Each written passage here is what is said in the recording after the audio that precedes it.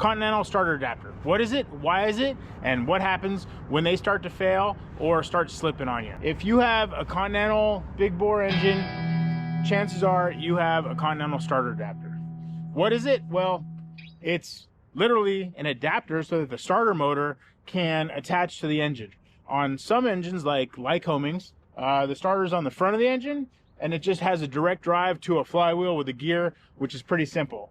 On Continentals, they put the starter motor in the back of the engine and it's 90 degrees to the direction of the crankshaft. So in order to get that starter motor to spin, it has to go through a series of gears and some kind of mechanism to turn it 90 degrees. So in this case, it's like a worm drive, best described, it's connected to a Chinese finger trap. So what I mean by that is, if you ever stuck your finger in a Chinese finger trap, you know, the harder you try to pull, the tighter it gets. Well, there's a shaft with a spring, and essentially the same thing happens.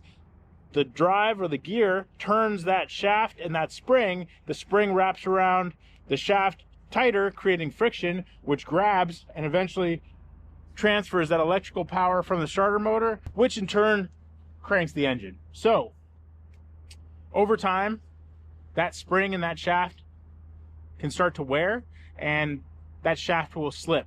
And eventually, when you go to try to hit the starter, it'll just spin and nothing will happen. You'll get kind of a whirring noise, it'll go zzz, but the prop won't turn.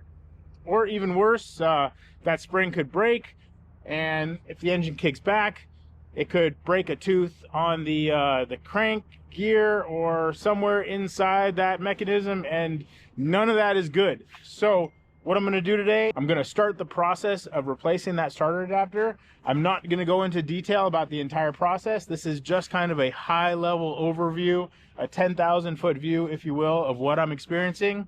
But one of the things I will do is show you what it sounds like when they start to slip, what you can expect to come next if your starter adapter does fail on one of these engines. I'm going to go crank the engine. You can listen and see what happens, and hopefully you can avoid having to go through this yourself, or if it does happen to you, you'll at least know what's happening. All right, so this view right here, we can see the propeller, and we can see the starter motor itself and how it's perpendicular or 90 degrees to the engine, and what you can't really see that well is the starter adapter in the back, and coming off the starter adapter is the pulley that goes to the alternator. So I'm gonna go crank the engine. You should be able to hear and see exactly what I'm talking about.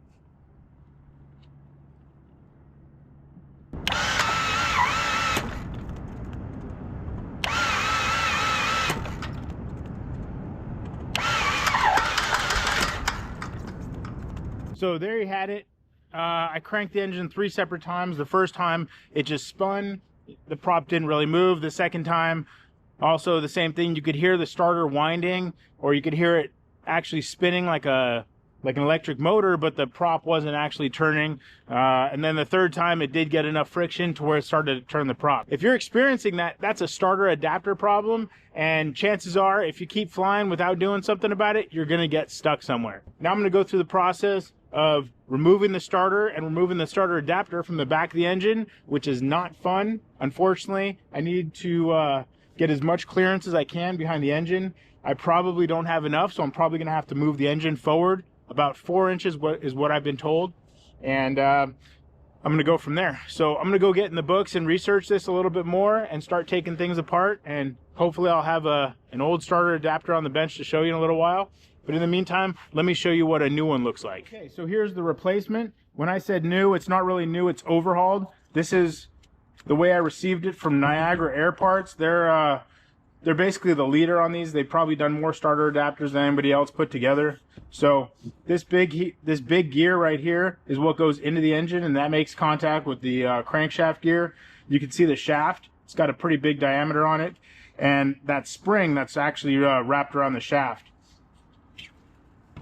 This is where your starter itself mounts, and that's 90 degrees to the engine. So this will be something like this. If the engine was facing to my right, that's the front of the engine. This is coming off to the right side, and this is where the crankshaft pulley mounts to the back side. So that's what it looks like. It's been overhauled, and hopefully I'll have the other one off in just a short while, and we'll be able to compare the two. So first and foremost, anytime you work on the electrical system, especially removing the starter or anything like that, you want to make sure that the battery is disconnected.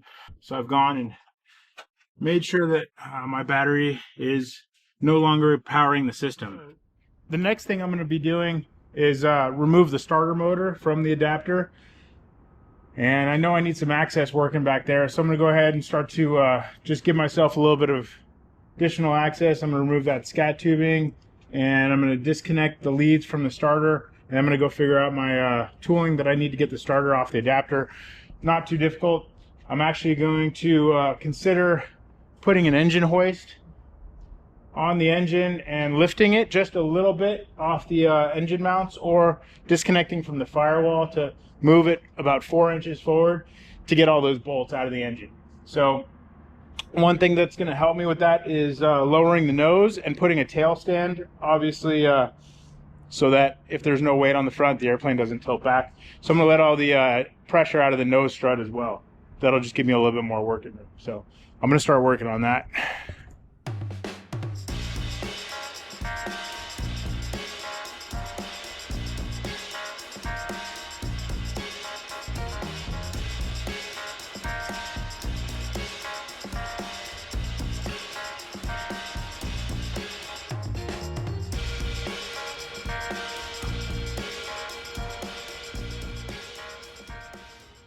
And there's my starter motor.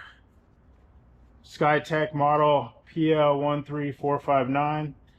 This thing is about a year old and really good product. But there's only one thing that's like an actual, what in the actual bleep were they thinking on this? This nut right here, this hardware, is not a standard size. 7/16 doesn't fit and 1/2 inch doesn't fit. The only thing that fits on that nut right there is a 12mm wrench. So Skytech, what in the actual F were you guys thinking? All right, let me put this thing aside. Okay, there's the starter adapter. That's what we got to remove. That thing's going to be a real doozy. As you can see, the belt is attached to it, so I got to pull that belt off next. And there's some hardware on the back with safety wire. So I need to start making more room back here to get to that hardware, and then see what we can do about getting this thing out. A couple hours in, and I am deep in it at the moment. I thought I was going to pull the engine mount off the firewall, and I decided I really didn't want to go inside and deal with all that from the back. So I went and removed the motor mount, isolator bolts, engine mount, isolator bolts, and got the hoist hooked up, jacked the engine up, and got myself some more clearance in the back here, which is kind of where I'm working, but I don't have enough clearance, so I'm disconnecting my throttle cable, my prop cable, and dealing with all that right now. A lot of fun. Don't recommend it. This is probably one of those things where hopefully you don't have to deal with it, but if you do, it's it just sucks. So yep, deep in it. Good luck. Okay, at this point all the hardware is off and it's loose. I've got the gasket broken free, and just try to work it out. I had to go and separate it with plastic wedge around the edges. Oh, there it is. Now I need to get this thing out of here. It's kind of a puzzle.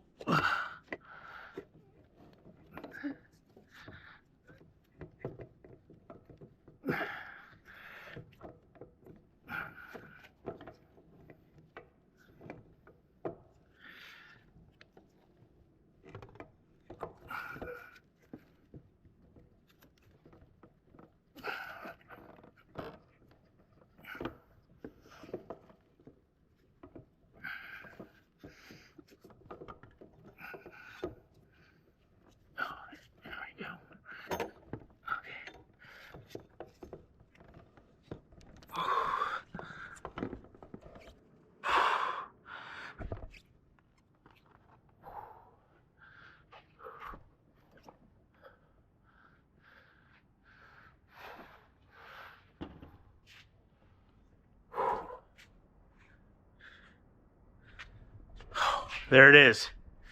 Starter adapter.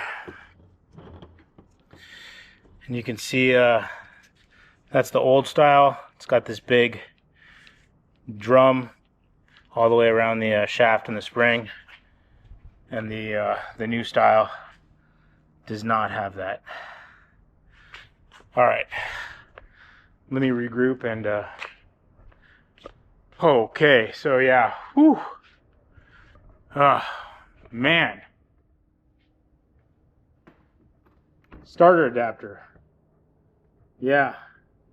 A lot of fun.